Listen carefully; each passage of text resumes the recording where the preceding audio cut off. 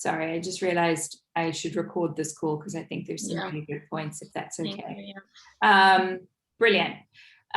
Is there anything else that we're missing here or that we definitely should be prioritizing, recognizing that we just don't have very much space? So we're trying to, while we will have the full documents, you know, this will be quite collapsed. So we just want to make sure that there's nothing here that's missing, particularly on these big three, on the big three.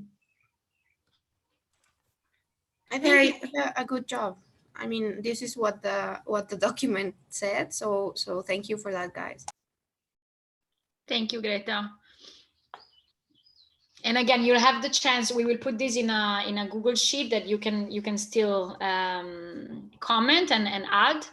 Mm-hmm. It's just we just wanted to make sure we have the key elements to include in the policy pack, which is a smaller version. Then in our document, we can include, you know, what we want, but we need like the summary for the policy pack. So I see two hands raising. Rahaf, do you want to go ahead?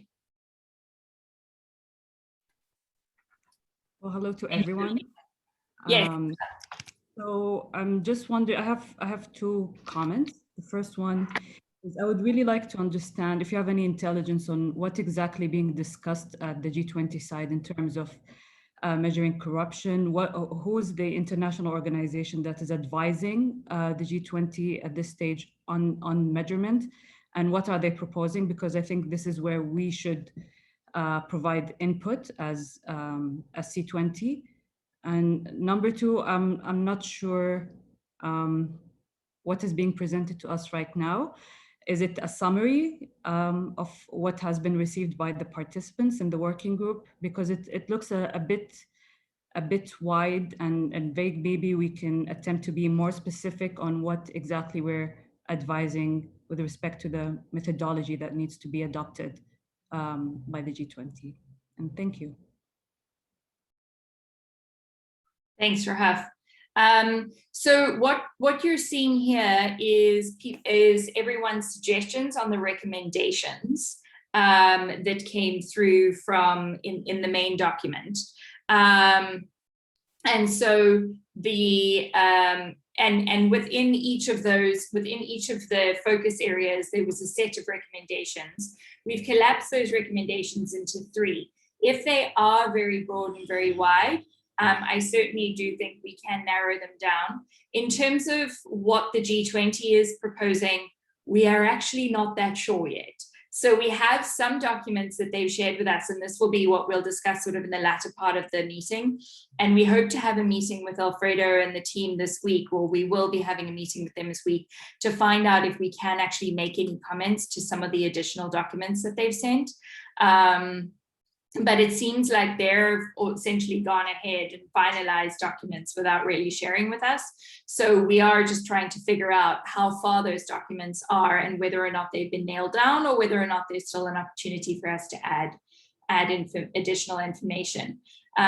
What we mostly wanted to figure out with these 3 points, recognizing that they are wide, is there something here that is totally off the rails and that we should not be engaging with at all? And in that case, we can then scratch that out and then focus on the 2 or 3 main issues. But definitely, I take your point on we must figure out who's advising on measurement and what the G20 priorities are that they've focused on. Emilia. Yep, I had similar questions as Rahaf, so thanks so much for clarifying this.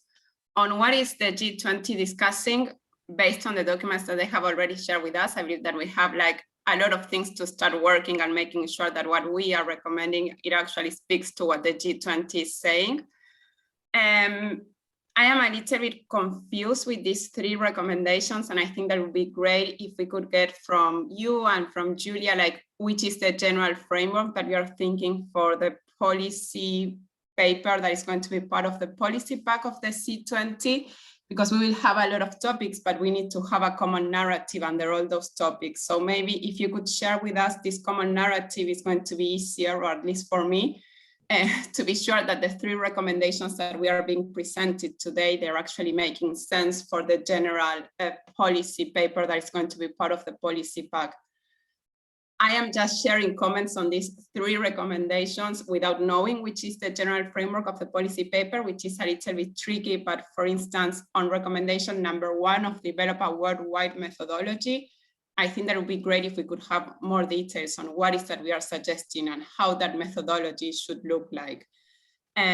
Also, if we see what C20 has been asking to the G20, at least since 2017 on anti-corruption, I think that we can include a specific ask linked to gender, that this was also part of the gender specific working group. And I don't know, maybe the point about measuring the impact that corruption has in women and other genders was included in the specific section of gender, but taking into account that measurement of corruption is one of the key topics of the G20, I think that it totally makes sense to include it in this specific area. And on the point number 3, I am not aware of what the Open Up Guide is, so maybe I don't know if we could have more information about this. If this is something that we are going to include in the policy pack, it would be great. And my other question to the both co-chairs of the working group is if you could, I mean, my name is in this specific working group, but I didn't contribute to these recommendations. So what is the idea of identifying the people, if it is for this exercise, or what are the plans going further? That would be great as well. Maybe I can try to answer, Jean. So, so on your first question about the narrative, we are deciding it together with this group. We're not gonna, it's not gonna come from me and Jean. So we are reading what all working groups wrote, our internal working groups wrote, to do exactly that. So to see where we all align, where there are overlaps. We already saw quite a few overlaps between all the different topics. So those could become our general narrative. We also have some general narrative that is what we shared in the first anti-corruption working group meeting of the G20. So that is going to be defined together. It's going to come up exactly from this work. On the general narrative of the overall policy pack, we are discussing with the other working groups as well, and we will of course update you as soon as that is clearer.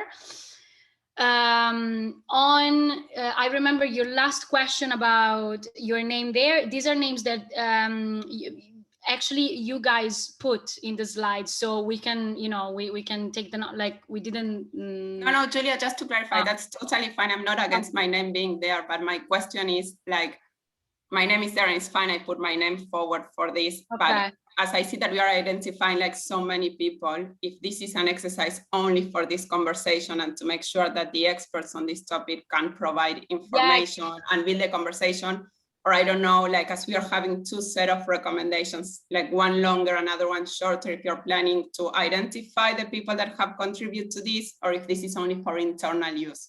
Like this is more the scope of my question.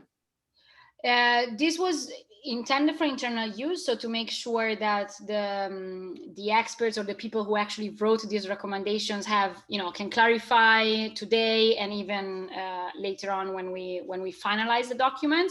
But of course, anyone can feedback. So now we're doing the second step of this, which is putting together in one document that everyone can share, can feedback on. So everyone will have a say for sure.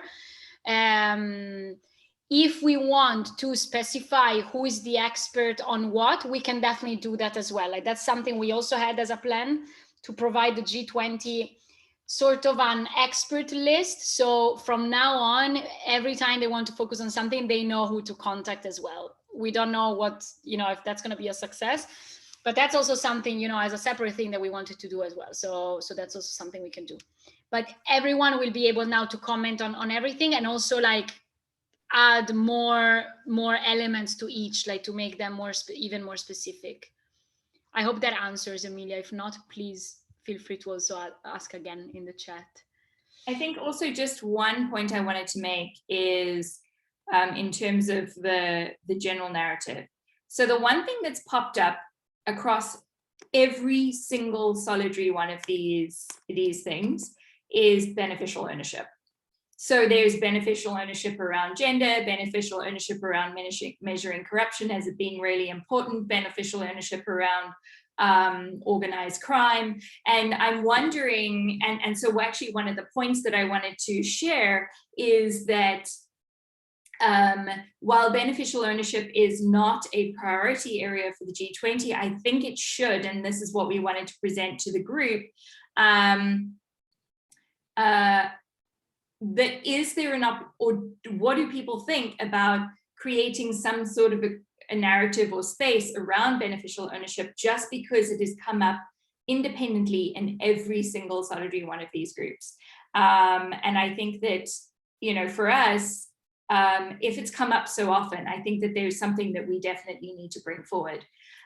In terms of the framework for the final document, because we only have 3 pages, the framework will follow a very similar framework to last year, which will be, here are the main recommendations that we have based on the 3 priorities that the G20 has. And then here are, you know, here's a little bit of a breakdown of that. So here's the C20 recommendations on the G20, of the G20 priorities, any additional information that we would like to add, and then a very small piece right at the bottom, which will probably relate back to anti-corruption accountability issues of the G20, similar to last year's recommendations on the 3-pager. So that's sort of the framework, but we will share that framework quite soon. Again, my apologies, because people were still making comments, yes, until Tuesday or Wednesday last week on these documents. But yes, Valeria, I know you had your hand up. Yes, thanks a lot, Jean and Julia, for the clarification. Just adding something regarding the policy pack, because we shared, as you know, especially with the coordinators who are part of the steering committee of the C20, the idea we have regarding the policy pack.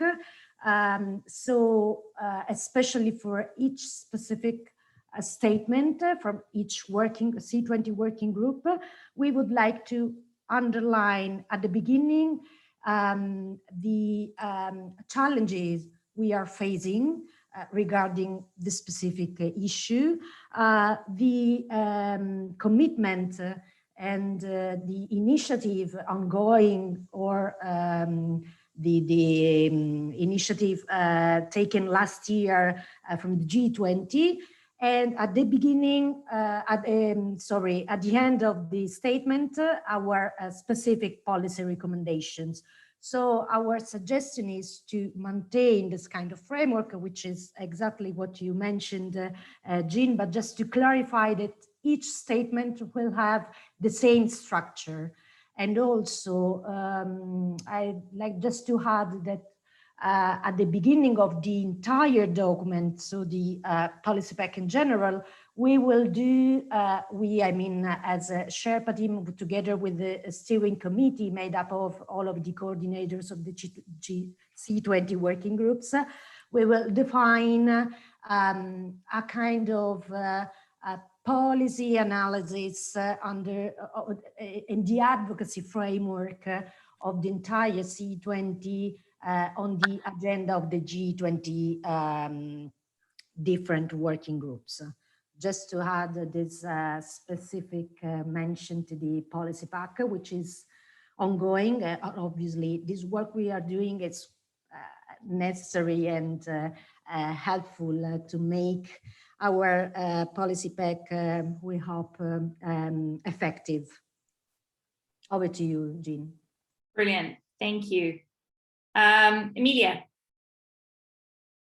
Yep, first of all, it's great to hear that the C20 this year is using the same structure for the policy pack and the specific policy recommendations that the C20 adopted back in 2018. I think that it's really great also for our sustained advocacy as civil society organizations towards the G20.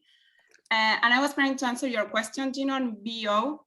And I definitely think that it's a priority for the G20, at least since 2014, when they adopted the high-level principles on beneficial ownership transparency.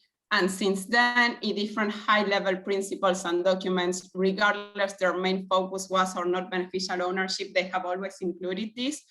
And this is also clear from civil society. We have been pushing for this topic for several years now. And as you have mentioned, this appears in several of the specific working groups that this year were working in the C20 Anti-Corruption Working Group. I'm not sure if we should have a specific section for beneficial ownership transparency, as it is not one of the core topics that the G20 is discussing this year, as yet it is, for instance, measurement of corruption or corruption in time of crisis. What I think that we should make sure is to include BO recommendations in all the key areas of work the G20 Anti-Corruption Working Group is discussing this year. What does this mean? For instance, this year, the G20 Anti-Corruption Working Group, we all know that they are discussing corruption in time of crisis, economic crime and corruption. So when we do recommendations under economic crime and corruption, we should include our BO recommendations. The same with corruption in time of crisis. I think that if we do this, we may increase our chances of having the G20 to actually hear and take into account our recommendations on BO. Rather than have a specific section on beneficial ownership transparency, because unfortunately the G20 doesn't have that as a full priority this year, and they have already adopted the high-level principles several years ago. Yes, so this was sort of the point that I was making, is that I've noticed that across every single solidarity one of our things, beneficial ownership, or each one of the priorities, beneficial ownership has popped up multiple times. And so I think that we, while beneficial ownership is not a cross-cutting theme, I think we should essentially, as ourselves, say, listen, we've seen that this has come up as a cross-cutting theme in every single solidarity priority. There's some sort of recommendation that pertains in some way to beneficial ownership. And so, so anyway, yeah, I think, we're saying exactly the same thing, 100% agree. We don't want to take up too much space by having specific beneficial ownership, but we definitely need to include it because it has been mentioned so many times. I want to run to through some of these documents just so that we can, just so we can get some validation from people on some of the main issues. Rahaf. Yeah, just very quickly on beneficial ownership, I think we should also make sure that as a working group, we're having a cross discussion with the finance working group at the C20, because this is where the BO topic comes up, and usually we as C20 provide recommendations via that working group. So let's just make sure that we also are coordinating with the other working group on this issue. 100%. We're unfortunately, our meeting is at the same time as the finance working group at the moment. I didn't realize that they were going to arrange their meeting at the same time as us, but I would like to say that we arranged ours 3 months ago, so that's not there. Yes, it was our fault, sorry. I was like, yes, we didn't realize actually that you changed the hour, so that's why. It's fine. We will, but that's a really good. Yeah, so sorry. Thanks, Rahaf. All right, so this is the corruption in sport. Thanks so much to Kristen, Maria, and everyone who added a lot of information on corruption in sport. What you're going to see now, again, more beneficial ownership bits and pieces pop in here. And then the other thing that I did is I sort of split it out, and I don't know if people agree. Again, I am not an expert on corruption in sport, so I'm going to lean on those that are. But what I sort of noticed in terms of the way that this was split out was there was corruption around match fixing and crime and sort of organized crime around corruption in sport, et cetera, and then there was the infrastructure conversation about sort of buildings, etc. And I think that we should keep them separate because they're not the same thing, and we need to highlight, here are the two main sort of points. Let me know if you agree. yeah, let me know sort of what people's thoughts are. Again, there will be plenty of time for people to add more information or more insights. But if there's something here that looks really wrong, or a way that I have not, that Julia and I have like not collated it properly, then let us know. I am not an expert on this. But yeah, there seems to be a lot of beneficial ownership issues again that pop up here.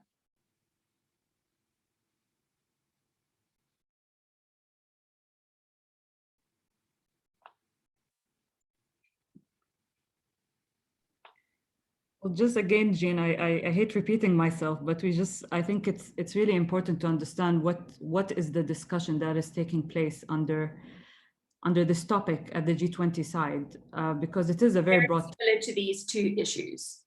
These two, so infrastructure and transnational. Yeah, it's very similar. They've also split things out. It's quite similar to these in the drafts. I don't know what the finals look like. We're going to have a conversation about the finals soon. And then hopefully, or at least we can give people a good idea. But yeah. And this would also benefit from a cross-working group discussion with the finance working group, because there's the infrastructure working group there. And there might be some experts that can help with input. That's a good point. I don't know if cost transparency are part of the C20 Anti Corruption working group this year, because that's their area of work. Infrastructure. All right, I'm gonna make a note about the beneficial ownership and the infrastructure working group within. All right, we're gonna jump to the next one, because actually there's a few. Here's organized crime, and again, giant section of beneficial ownership that was very specifically pulled out, and then issues on immigration schemes, cross-border investigations, and anti-money laundering. I think, yeah, there's sort of also there's public and private sort of sector issues that also pop up later on.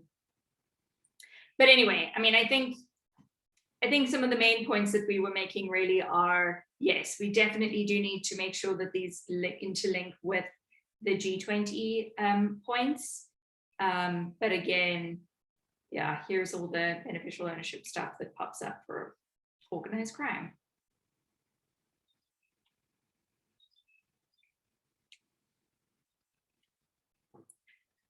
And then is there anyone else that wants to join in particular, because we're going to be asking a few questions, you know, to specific people. I see Davide, you're here. Anybody else that sort of wants to join this group that's not on this particular one, that feels like they should be for like last questions? Because when we're writing the draft policy, it'd be good just to be able to pop back to these people.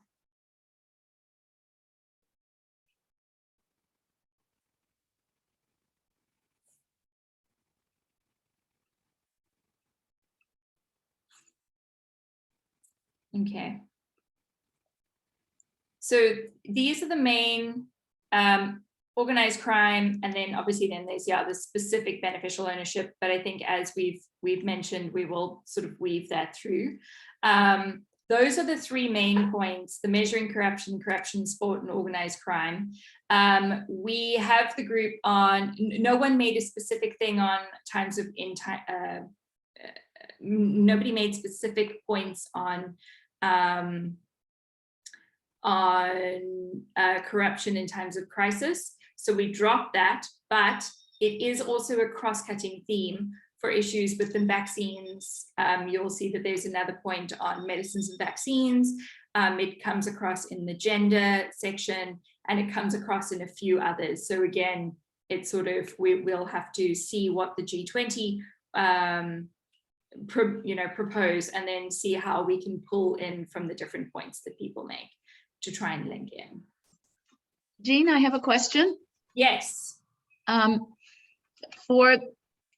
If you said that nobody had made a comment or had provided input for the corruption in times of crisis section, Yes. is there a way that that could be linked to the civil society aspect? Because so much of the crisis, so much of dealing with the corruption in crisis now is being dealt with by civil society in terms of trying to provide access to care, trying to monitor spending that's coming in. And I don't know if this is outside the scope of this, but since the C20 includes so many donor countries, would there be something that would make sense to include about the role of donor policy, something very specific that would be really, oh, sorry, that's the dog. About something very specific that we could come up with about a recommendation for donor policy that would actually address this whole problem of corruption during times of crisis, that's also related to civil society action. And I'm going to mute myself so you don't hear the dog. Sounds really cute. He's having a moment. Thanks, he's cute. That's a really good idea. Thanks, Shaska. That's really cool. Yeah, for sure. I think that's a great idea. So yes, organized crime. Actually, Julia, can you potentially just share this entire document with everyone, and then people can also jump in and make comments onto the document as they like, these main ones, because then people can just make comments and links. All right, so yes, essentially, here's beneficial ownership transparency. All of these points connect into the other points. So we have that. Whistleblowing. So here's another question that I actually had for the group. Whistleblowing has come up multiple times in multiple spaces, and Rahafa, I would actually like some of your insights here. While obviously whistleblowing is not in the, it's not one of the G20 priorities and nobody has really mentioned it, but there's a ton of information around. People have added lots of information on whistleblowing, and I think that there's some very, very specific advice and points that people have made, like super specific. This is a little bit more generic, but we've got specific information around whistleblowing. And I just wonder whether it is our place as the C20 working group, even if whistleblowing is not a G20 priority, to bring it in some way, because people keep on bringing it up again and again and again and again. Well, with this issue, it's not a priority, but it's a commitment that they've already made. And there are several commitments that the G20 countries have made in the past regarding this issue. And our role as C20 is to remind them of, often our role is to remind them of their unfulfilled commitments. And there's actually a long list of unfulfilled commitments by the G20, and I think it's absolutely our place to push harder for real concrete implementation of previous commitments. Okay, that's great. Yeah, because I mean, this one in particular, I think people have made really good comments, they've made really good suggestions, and they're getting super practical. Saying, hey, fine, don't do this, but like at the very least, you should be doing A, B, and C. And I think that at least, I think we do need to mention it. All right, that's good to know. So whistleblowing, there's a lot of comments over here. Foreign bribery and global supply chains. Thank you to those of you that added issues. Again, a bunch of points on that they can sort of just be woven in. Again, I don't think it's necessary to we won't be making specific points, but again, here are some specific, sort of issues around this, which may reach the larger document. Gender and corruption. Here is the main points around the gender and corruption section. Oh, sorry, that's my fault. What did I do? There. Let me know again. I think it's maybe a little light, and because it is a cross-cutting theme, we potentially do need to think about weighing it down a little bit more with some more information. So I may be getting in touch with some people, because yeah, it is a little, I think it is a little light in places. Medicines and vaccines, thank you so much to the team that were really thorough with this. Again, a lot of beneficial ownership information, and as I mentioned, the corruption in times of crisis. You know, I think that there's definitely an opportunity, that there's a lot of information here for the corruption in times of crisis. Thanks also to those of you that add lots of links and examples. Quite excited to add those to the big group document. If there's anything specific that people want to mention on this, and then here's the big citizen participation sort of information. I realize I'm going through quite quickly because there's just one or two things that we want to deal with just before the end of the call. But we'll share this around with everyone so people can make comments specifically on this, as well as the link to the documents. And then finally, there's public sector transparency, again, that have COVID specific notes and points on it. So I think that will then also can sort of link into the corruption times of crisis. Again, also beneficial ownership and publishing data. And then private sector, more beneficial ownership. And then those are the main, that's sort of the end.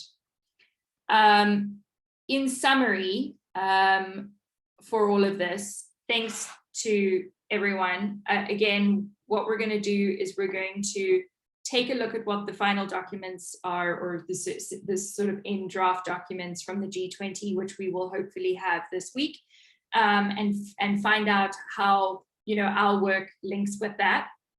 We're going to make sure that that we you know, make sure that the general narrative relates to beneficial ownership.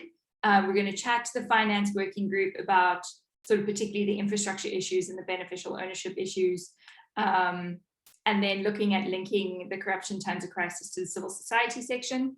As mentioned before, we definitely are going to be using the same framework as before, simply because, you know, it worked, and I think we have so little space, but we will have a broader document which everyone can contribute to. Yeah, I think those are my main points. Julia. Yeah, so to recap what you will basically receive now and work on, you will have, again, a Google document, one for all of you this time, to provide either more elements or more feedback to all of the topics. So it's not going to be now expert specific or group specific anymore. Everyone can comment on anything and add. And this document will basically be where we will have the 3 pages for the policy pack and our fuller list of things that we want to share with the G20. So, I mean, I will discuss with Jean exactly the technicalities, but maybe having just one link is easier. But if you have other suggestions, feel free to share. So you will be able to comment on both of these main outputs. One is the 3 pages for the overall C20 policy pack, and one is the fuller set out document with all your recommendations. We will also read through the documents that we just received from the G20, and also, as mentioned, discuss on Wednesday how if they're still open to feedback, and what they can accept from us. Whatever their response is, if they tell us worst case scenario, these documents are final, sorry, we will still link all of what they're saying in our recommendations. So we will make sure also, Jean and I, we will help you in this Google Doc, in this full Google Doc where you can put your recommendation. We will also try to link comments like, look at this document from the G20 and see how you want to integrate there. So really helping you in making the connections with what the G20 is saying and proposing. So as you said, it's not just us speaking, but it really speaks to them. So that's basically what we will do from now until, I would say, for sure, end of June. Maybe we take also, I don't know, the first couple of weeks of July. Let's see how we end, but let's try to aim for end of June for all this. So that's it in terms of this process. I see, Charlene, you have your hands up. Yes, I just have a quick question on there's a time you had mentioned we would have best practices, and I saw we added them at the end of the document. You had mentioned we'd be able to publish them on the C20 site. Is it still going to happen? And just to emphasize the need to add that to the wider policy document, because sometimes it's easier to explain our recommendations with some of the best practices we've seen. Thank you, Charlene. That's a really great point. Thank you for mentioning it. Yes, I see not a lot of groups have added them, even though we had the sections. So we will definitely include this section in the final document so people can still add, even just a link, or even something small that we can include is great. I fully agree. And that was our idea that we discussed in the very first meetings as well. So we will make sure in this final this final document, we add this section so all of you can add. On the, what was the last comms on the website? Yes, so the C20 has since a few weeks has a communication manager, let's say. They are reviewing the full website, etc. We do have a space now where we can publish blog posts or news that are written by us as a group, basically. So something that is from the C20 Anti-Corruption Working Group. So either all of us or one of us, but it's something that is the result of this group. We are still seeing how to publish material from your organizations. They're still discussing what's the best practice to do that. But we can definitely create something as a group. We just didn't want to add it now because we are working on so many things. But I think once we have these key highlights or policy or the clarity on the 3 pages that we will include in the policy pack, I think all those things can become blog posts, specific things that we are adding to the website, sharing on social media. Once we have clarity on that, we can build so much material. But Charlene, if you or anyone else already has ideas on let's already publish something together, we are very happy to do it. It's just we didn't want to add more things to write and more things to do right now. I think that's it, right? Did I answer? Yeah, thanks for that. No, thank you. Anything else? Let me take a note on the best practices.